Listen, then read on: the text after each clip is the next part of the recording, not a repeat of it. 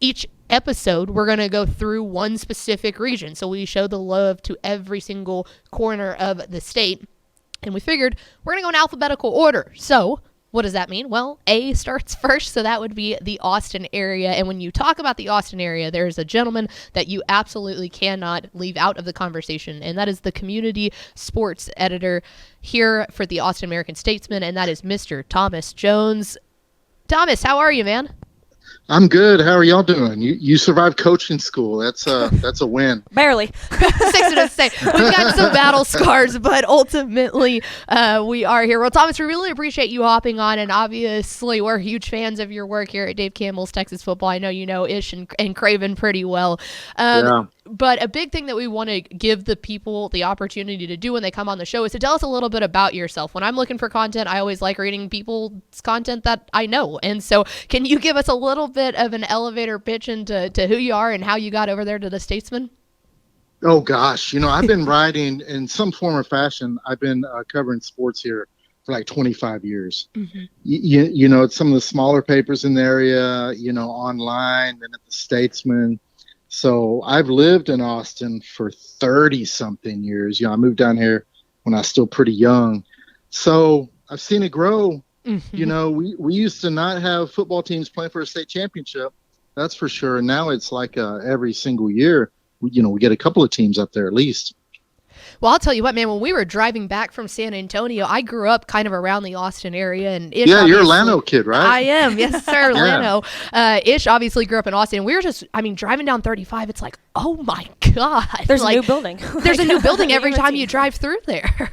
Exactly. Yeah, exactly. But like you said, I want to talk about, you are a guy that we basically, we're going to see at AT&T Stadium every single year, it seems like, from the Lake Travis 5-peat to what Westlake has done the past 3 years to Liberty Hill being a dominating program, Austin LBJ. We'll get into kind of those specifics, but how has it been for you to year in and year out know that you're covering Texas high school football literally until the final week of December?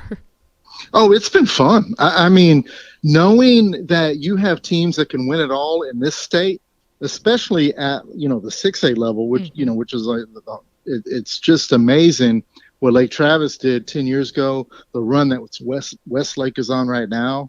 It's fun, and you get to plan stuff, and you get an excuse not to go, Christmas shopping early. Hey, honey, I got to work. I can't do it. That's fantastic. I'm sure Mrs. Jones loves hearing that. Yeah, and she doesn't buy a word of that. She knows better. Oh, absolutely not. A smart lady. Yeah. So you brought it up. We talked about Westlake. We talked about Lake Travis. There are those fundamental programs that when you hear 512, when you hear Austin area, you think of those programs. I want to go back to last year when you got to watch a program in Austin LBJ make a historic run, not only for an Austin program, for inner city programs across the state of Texas as a whole. Obviously, that's been a big story we've told here with Sock being on the cover and all of that. But what was it like for you to get to watch the run that LBJ had in the 2021 season last year? It was really inspiring. For the reality of high school football is for the last generation, it's been dominated by the schools that have a lot of means to support those kids. Mm-hmm. The Westlakes, the South Lake Carrolls, the Cadies. So to see a team like LBJ, and they're from East Austin. I live in East Austin. Those kids didn't grow up on Easy Street. Go take a look at their practice fields to see what they deal with every day. Nothing comes easy for those kids. So to see those guys get to state championship, to see South Oak Cliff win a state championship, mm-hmm. It really is inspiring. And to know how hard these kids got to work. Because a lot of them, they're working kids too. They got jobs. Yeah. Mm-hmm. They're helping support the families.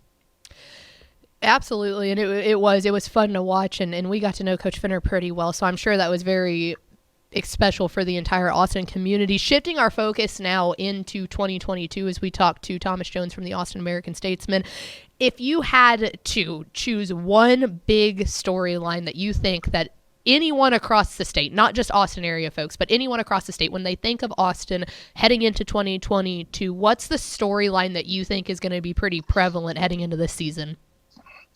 Wow, you know it's hard. You know, I know people get a little tired of Westlake, but the fact is they've won three in a row. Mm-hmm. You know, they're trying to get a four-peat in the state's highest classification, and they're trying to do it after losing not only a Hall of Fame coach in Todd Dodge, who retired, but also Cade Klubnik, who's now at Clemson. He's been the best quarterback in the state the past 2 years. Can they do that? Can they retain what they've been doing with the new coach and Tony Salazar? You know, who was there, you know, who's been Todd's right-hand man as a defensive coordinator. You know, can they maintain their dominance? And it's until they show that they cannot, until someone knocks them off, that's still the dominant story in the Austin area. Absolutely, and we've gotten so used to seeing those players, exactly like you mentioned with Cade Klubnik, of knowing the it guys around the Austin area, and it seems like a lot of them have left. Even with LBJ, it seems like they keep, getting off those D1 prospects year in and year out. Who are the players? And I think that especially want to talk to you about one of them in Austin Novosad over there at Dripping Springs. But what are some big name players that folks around the state should be paying attention to that will absolutely be playing at the D1 level? Oh, wow. I mean, you mentioned Austin Novosad. Our quarterback class in the Austin area is really good. But the running backs. Mm-hmm. You have a guy at Round Rock, Stony Point, Cam Cook can go anywhere he wants. There's a kid at Manor, Quentin Joyner, who's going to USC. There's a kid you mentioned LBJ, Cedric Alexander. He may be one of the most overlooked running backs in the state, in my opinion. And he's going to carry a heavy load because they lost some kids. The running back class is so deep in the Austin area. And the defensive line play down here is good. Yeah. And then, some of the small towns in our area, like LaGrange, they have some of the top players. It's a really, really deep class. And if you're in the Austin area, do yourself a favor, go see LaGrange play. They have a kid named Bravion Rogers who's going to play defensive back at the next level, but he does everything for LaGrange. And they have some other D1 guys, and this is a 4A school. Right, I feel like a lot of people think of Austin as only 6A and 5A, but it really is crazy when you start getting down there. And we even kind of group in like the Columbus area and stuff like that. So a lot of good small school. And that kind of brings me into the next question of districts around there. There's obviously the Austin ISD and all that stuff, but then there's a couple. I mean, you look at 12-6A and you have a pair of teams going to play kind of more in that Temple area, Harker Heights area. What district are you most excited to watch play out this year? Yeah, and realignment really threw some curveballs at the Austin area. Mm-hmm. So not only do you have Weiss and Manor who are move-ups to 6A, they may have a good run. But you look at what happened in 5A. I mean, you have, College Station and A&M Consolidated, and these are two of the best programs in the state. They're coming over to our 11 5A D1 district, which features, heavyweights like Cedar Park and Georgetown and Hendrickson, schools in the Austin area that we're all used to. But now we got these, these Aggie intruders, man, coming over from Brazos Valley. So it's going to be interesting. And, I think those two are probably the favorite. And for a Cedar Park person, this is a team that's used to playing for state. They're like, wait, you thinking we're going to be third behind a couple of these, outside of the Austin area teams? It's like, that's guys, a really interesting district. Yeah. 11-5A D1. It's fascinating to me. That is good to know. And that's funny. If there's anything that'll get folks in the city of Austin a little bit upset, it is those CSTAT intruders heading up.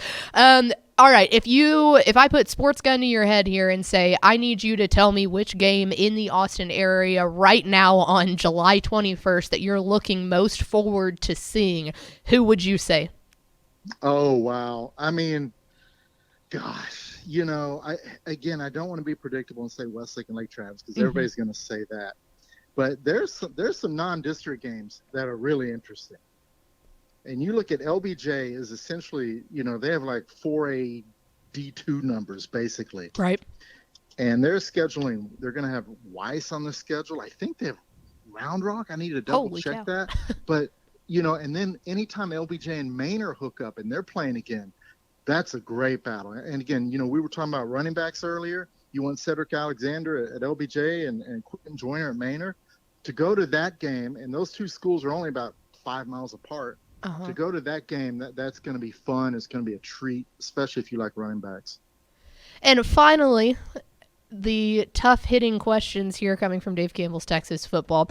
I'm going to put you on the spot here. If you have to say one of your favorite memories throughout your time at the Austin American-Statesman down there, like you said, you've been in the Austin area for about 30 years now. If you had to pinpoint one of your favorite memories covering 512 football, what would you say it is?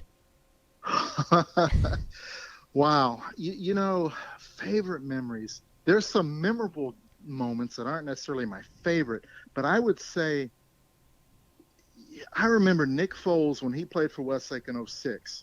Really good team. And they were playing South Lake Carroll when Todd Dodge coached Carroll.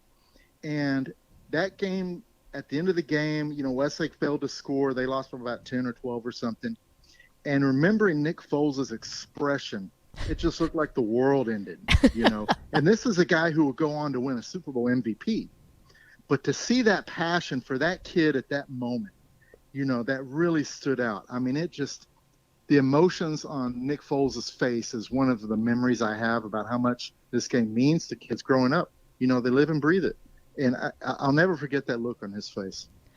And that is exactly why you and I are doing exactly what we're doing now. It's Thomas Jones, the community sports editor for the Austin American-Statesman. You can follow him on Twitter at Thomas Jones AAS. Thomas, man, really appreciate you taking the time to hop on with us. And, you know, we'll be seeing you definitely at AT&T Stadium, if not before then. Absolutely. Hey, good luck with the program, and I'll see y'all down the road. Thank you. Thank you. There he goes. Thomas Jones, again, the community sports editor from the Austin American-Statesman, joining us on WTF. Again, follow him at Thomas Jones AAS for all of your 512 needs.